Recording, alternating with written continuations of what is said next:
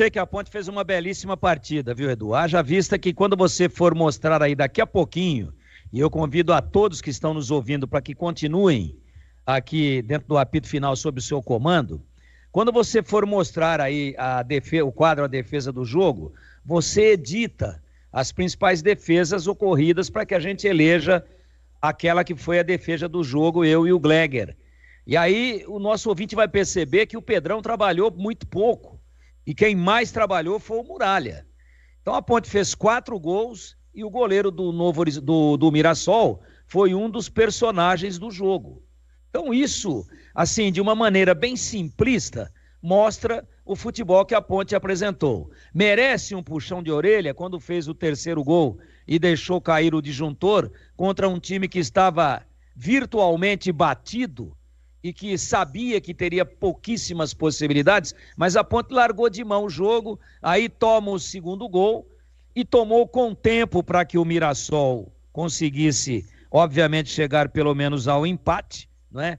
Tivemos aí mais de 10, 11, 12 minutos de acréscimo, porque chama a VAR e tem briga no banco. Enfim, a Ponte teve essa caída de disjuntor aí, depois dos 37, 38 minutos. E a gente dizia, quando o Moser começou a mexer na equipe do Mirassol, que ele tira zagueiro e põe meia. Tirou João Vitor, pôs o Bruno Matias, que é um volante meia. Ele tira o Danielzinho, que é um volante, põe o Chico. Ele tira o Negueba, que é atacante, põe outro atacante. Isso com um jogador a menos. Ele falou, eu vou para dentro da Ponte.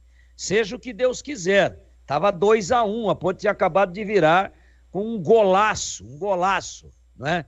Do Ramon Carvalho, mas numa batida, golaço pela jogada sensacional do Jé, que bateu muito forte e o Muralha não conseguiu segurar, porque a bola bateu antes, a bola pingou antes, bateu no peito dele, voltou e o Ramon meteu para dentro. Aí o Moser falou, perdido por 2-1, eu vou tentar pressionar a Ponte, vou agressivo e seja o que Deus quiser. E a gente fazia uma intervenção aqui dizendo isso. Olha, o Moser escancarou a casa da viúva. Ou ele empata e vira, porque ele meteu atacante em lugar de volante, ele meteu meio atacante em lugar de zagueiro, ele fez uma lambança e perdeu o medo de ser feliz. Ou ele empata e vira, ou pelo menos empata, ou ele pode tomar uma pequena sacolinha aí. E ele tomou um 3º, e estava tudo desenhado para a Ponte fazer o 4º. E o Jé meteu uma bola na trave depois que estava 3-1. Aí depois a Ponte deu uma largada no jogo, a saída do Jé e do Elvis e do Ramon Carvalho fez com que a Ponte não ficasse mais com a bola, a Ponte não tinha mais o comando do toque, da valorização da posse da bola, e o Mirassol, né, como franco atirador, foi para cima e achou lá o 3º gol e meteu terror para cima da Ponte e poderia ter empatado.